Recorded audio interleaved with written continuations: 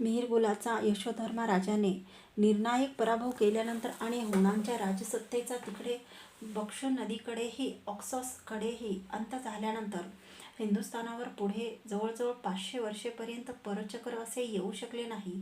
म्हणजे जवळजवळ 500 वर्षे पारियात्रस पर्वतापासून हिंदुकुश पासून गांधार, काश्मीर, पंजाब, सिंध तो थेट कन्याकुमारीपर्यंत जिकडे तिकडे वैदिक हिंदूंची राज्ये स्वतंत्रपणे नांदत होती.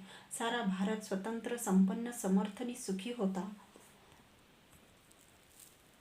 ऐतिहासिक प्राचीन खंडाचा समारोप.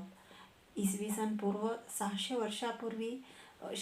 वर्षापासून तो सन इसवी सन 700 पर्यंतच्या वर्षातील साधारणतः 1300 वर्षाच्या सुदीर्घ ऐतिहासिक कालखंडाला जर प्राचीन खंड असे संबोधले आणि त्या पुढच्या काळाला अर्वाचीन खंड असे म्हटले तर या पुस्तकातील विषय क्षेत्रापुरता त्या प्राचीन खंडाचा तेथेच समारोप करणे युक्त आहे. या प्राचीन कालखंडातील जी ऐतिहासिक विधेये ठसठशीतपणे आपल्या तरुणांच्या आणि सर्वसामान्य वाचकांच्या मनावर अंकिले जाणे आवश्यक आहे, परंतु जी अद्याप तशी ठसविली जात नाहीत, त्या विधेयापैकी काही विधेये या समारोपात सुटसुटीतपणे खाली देत आहोत. या प्राचीन खंडात कोणतेही परचक्र सारा भारत असा केव्हाही जिंकू शकले नाही. ही वस्तुस्थिती बहुतेक परकीय किंवा स्वकीय लोकांच्या ध्यानात आलेली नसते.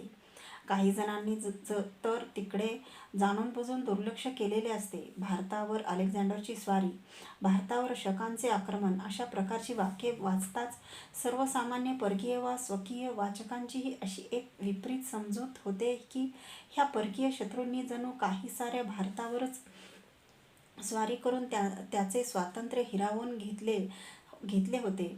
अशा आभासमय समजामुळे अनेक शत्रूंनी नि हितशत्रूंनी असे आक्षेप घेतलेले असतात नि सिद्धांत ठोकलेले असतात की भारतीय राष्ट्राचे अर्थात हिंदू राष्ट्राचे सारे जीवन परकीयांच्या दास्यातच व्यतीत झालेले आहे. हा त्यांचा मूर्ख किंवा दुष्ट आरोप नि अपसिद्धांत सर्वतोपरी एक तर अहेतुक अज्ञानाचा किंवा असहेतुक मत्सराचा असतो. हे उघडकीस आणण्यासाठीच हे पुस्तक हेतूत लिहिले आहे. त्याच येथपर्यंत केलेल्या वर्णनानुसार हे स्पष्ट होईल की नेपाळपासून पूर्व समुद्रापर्यंतचा सारा पूर्वोत्तर भारत आणि दक्षिण भारत म्हणजे आपल्या भारतखंडाचा सुविशाल असा साधारणतः 3/4 भाग ह्या 1300 वर्षाच्या प्रदीर्घ कालात पूर्णपणे स्वतंत्र होता. त्याच्यावर भूमार्गाने वा सिंधू मार्गाने कोणतेही परचक्र येऊ शकले नाही. उरलेल्या पश्चिमोत्तराच्या साधारणतः 1/4 भागात जी परचक्रे आली त्यापैकी यवन शत्रू एकदा पंजाब ते अयोध्येपर्यंत पुढे सरकला होता आणि पंजाब ते गुजरातपर्यंतचा पश्चिमोत्तर पट्टा शक कुशाणांनी काही काळ जिंकून घेतला होता.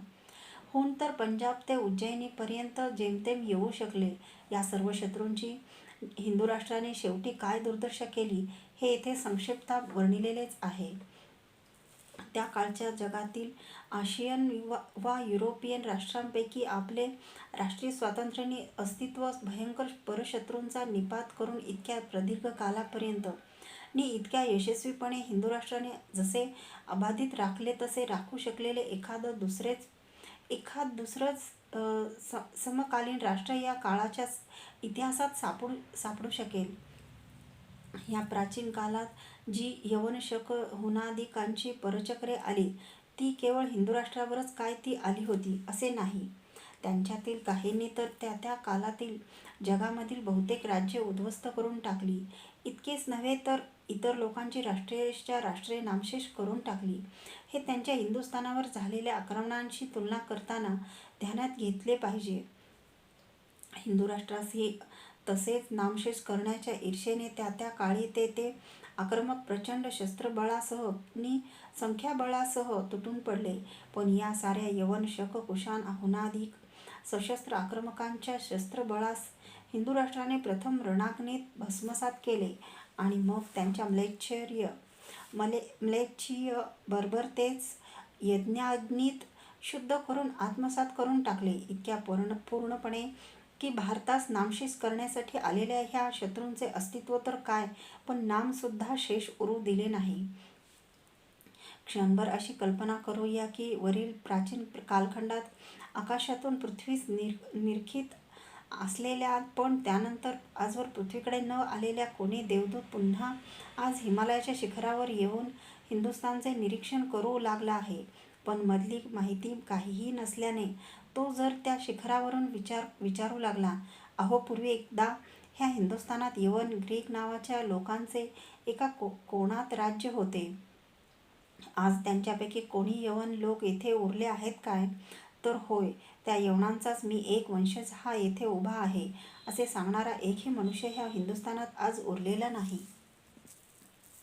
जर त्या देवदूताने पुन्हा विचारले की अहो ह्या हिंदुस्थानातील एका भागाला शक-कुशाणांची राज्ये आणि लोकसमूह त्या काळी एकदा नांदत होते, त्यांच्यातील कोणी शक-कुशाण आज येथे आहेत का? तर होय, होय, त्यांचाच वंशज हा मी शक, हा मी कुशाण आजही येथे नांदत आहे असे सांगणारा एकही मनुष्य आज या हिंदुस्थानात सापडणे अशक्य आहे. जर त्या देवदूताने पुन्हा विचारले, अहो पण त्या काळी साऱ्या जगास संत्रास देणारे हे होन नावाचे क्रूर लोक ह्या हिंदुस्थानात येथील लोकांशी लढत उज्जैनीपर्यंत पुढे सरसावले होते, त्या हुनांपैकी तरी कोणी सज्जन येथे उरलेले असलेच पाहिजे. तसे कोण कोण येथे आहेत?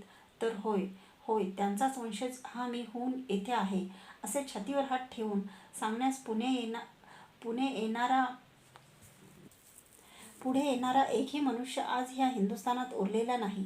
पण आश्चर्यचकित होऊन त्या देवदूताने शेवटी विचारले, अहो पण ह्या प्राचीन काळी ह्या यवन शक हुनादी प्रबळ आक्रमकांशी लढणाऱ्या आणि ह्या देशाचे स्वामित्व गाजविणाऱ्या त्या हिंदू लोकांपैकी तरी कोणी हिंदू येथे उरला आहे काय? तर होय, होय, मी हिंदू असे प्रत्येकी अभिमानाने गरजत 30 कोटींचे लोकारण्य हिंदू राष्ट्राचे राष्ट्र आजही ह्या हिंदुस्थानात उभे राहील. ह्या प्राचीन कालखंडाच्या अंतिम शतकात बव्हंश जगास चळचळ कापावयास लावणाऱ्या हुनांनाही पदाक्रांत करून निपात करणाऱ्या हुनांतक यशोधर्मा राजाच्या पराक्रमाने जे झगझगाटलेले आहे तेच होय हिंदू राष्ट्राच्या इतिहासातील सोनेरी पान चौथे. सोनेरी पान पाचवे. महाराष्ट्रीय पराक्रमाचा उच्चांक अटकेपार जरीपटका फडकतो.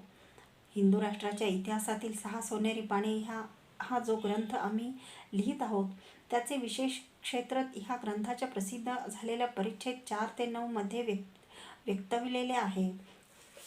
त्याच अनुरोधाने हे सूचित होते की सामान्यतः इसवी सनाच्या 8व्या ते 18व्या शतकाच्या आत्तापर्यंत चालू राहिलेल्या संतत प्रदीर्घ आणि प्रचंड हिंदू-मुस्लिम संघर्षाचा विगतवार तपशीलवार इतिहास देणे हा या ग्रंथाचा मूळ हेतू नाही, तर आमच्या मते त्या महायुद्धाचे आणि त्या कालखंडाचे हिंदू राष्ट्रीयदृष्ट्या जितके मर्मज्ञपणे, यथार्थपणे आणि निर्भयपणे समीक्षण व्हावयास हवे आहे, पण जे आजवर बहुधा कोणाकडूनही झालेले नाही, तसे समीक्षण तेवढे करण्याचा आमचा इथे मुख्य उद्देश आहे. कारण हिंदू राष्ट्राच्या हितार्थ ते आजही अत्यंत आवश्यक आहे, हितप्रद आहे. आपल्या इतिहासाचे 2 भाग प्राचीन आणि अर्वाचीन. आमच्या मते आपल्या निर्भीड इतिहासाचे जे 2 कालखंड घटनांच्या ओघामुळेच पडतात ते म्हणजे साधारणतः इसवी सनाच्या 700व्या वर्षापर्यंतचा प्राचीन भाग आणि 700व्या वर्षानंतरच्या वृत्तांताचा अर्वाचीन भाग हे होत. ह्या कालखंडाच्या अनुसारे आम्ही आपल्या प्राचीन इतिहासाची साधारणतः इसवी सन 700 पर्यंतच्या कालखंडाची समीक्षा करणारा आणि त्यातील 4 सोनेरी पाने दिग्दर्शविणारा हा प्राचीन काल होय.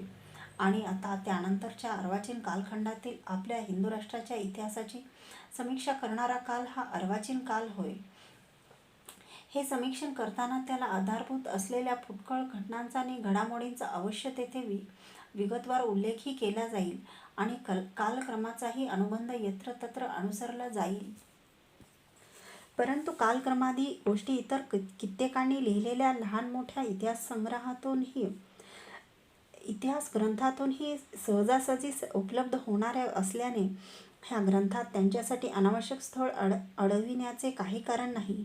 यास्तव या समीक्षणात सन शक संवतादी कालानुबंधाच्या क्रमापेक्षा, परंतु कालानुबंधास न सोडता जी जी विधेये चर्चिली जातील त्या महत्त्वपूर्ण विधेयातील विषयानुबंधाच्या क्रमाकडेच मुख्य लक्ष पुरवले जाईल. हिंदू मुसलमानाच्या महायुद्धातील अभूतपूर्व दुतोंडी संघर्ष. ह्या अर्वाचीन इतिहासाच्या आरंभी भारतावर मुसलमानांनी केलेल्या आक्रमणामध्ये हिंदू राष्ट्राशी जी सशस्त्र युद्धे छेडली गेली त्यातील दुतोंडी संघर्ष ही हिंदू राष्ट्राच्या इतिहासातील एक अभूतपूर्व दुर्घटना होती.